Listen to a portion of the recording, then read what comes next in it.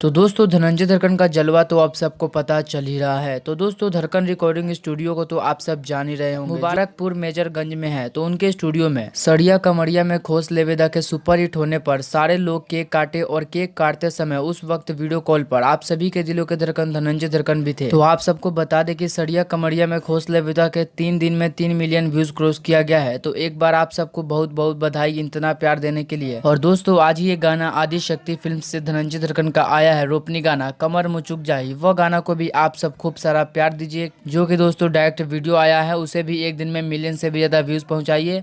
और बोल बम का बवाल वीडियो जल्द आ रहा है, जिस सॉन्ग का बोल होगा त्रिपुरारी। तो दोस्तों चलिए सेलिब्रेट जो हुआ सड़िया कमरिया में खोस लवेदा के सुपर हिट होने पर उसका वीडियो देखते हैं, जिसमें वीडियो कॉल पे सभी के दिलों के धड़कन धनंजय धड़कन जी भी थे। तो आप सभी इस वीडियो को हर जगह शेयर करें। तो चलिए उस वीडियो को देख लेते हैं। नमस्ते प्रणाम जी, हम भोजपुरी गायक सावरिया सरोज और आज मेरे साथ हैं नेहा भारती जी और मेरे मामा आर के विदेशी।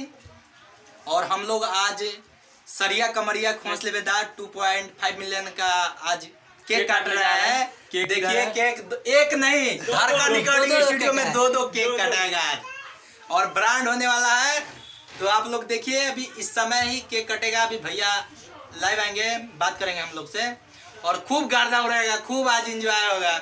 और देखिए कैसे काटाई तनी सोच लेबे द, कैसे काटाई तनी सोच लेबे द। ए राजा सरिया, ए राजा सरिया कमरिया में खोस लेबे द। ए राजा सरिया कमरिया में खोस ले।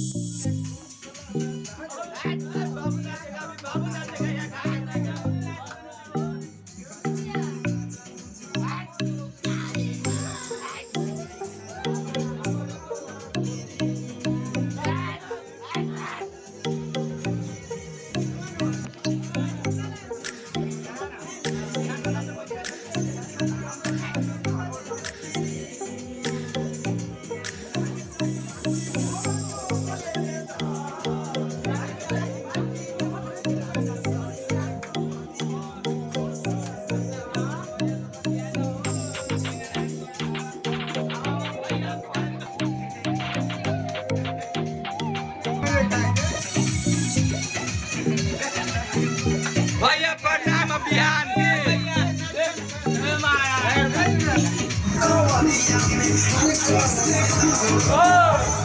फिर बजाओ, स्टार्ट करा। बैलून बजाओ, कहाँ जाते हो मामा? बैलून वाला बजाओ।